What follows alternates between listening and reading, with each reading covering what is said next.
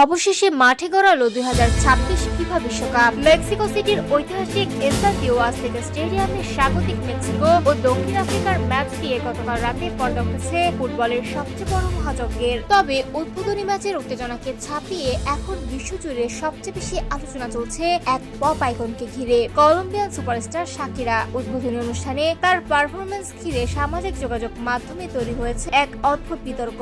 অনেক ভক্তের দাবি, মঞ্চে দেখা সেই শিল্পী আসলে শাকিরা নন, বরং তার মতো দেখতে কোনো বডি ডাবল বা ইম্পারসনেটর ছিলেন। এই বছরের বিশ্বকাপের অফিসিয়াল থিম সং দাই দাই নাইজেরিয়ান তারকা বার্না বয়ের সঙ্গে গানটিতে কণ্ঠ দিয়েছেন 49 বছর বয়সী এই বিশ্বখ্যাত শিল্পী শাকিরা। কিন্তু গান বা পারফরমেন্সের চেয়ে বেশি আলোচনায় এসেছে তার নতুন লুক। উদ্বোধনী মঞ্চে শাকিরাকে দেখা যায় একেবারে ভিন্ন রূপে, হলুদ পোশাক, সাদা শর্টস এবং প্ল্যাটফর্ম স্নিকার্সে। তার চুলের রঙেও ছিল পরিবর্তন, চিরচেনা ব্লন্ডের বদলে হালকা স্ট্রবেরি রেড, চোখে বড় কালো সানগ্লাস, যা তার মুখাবয়বকে আর রহস্যময় করে তোলে।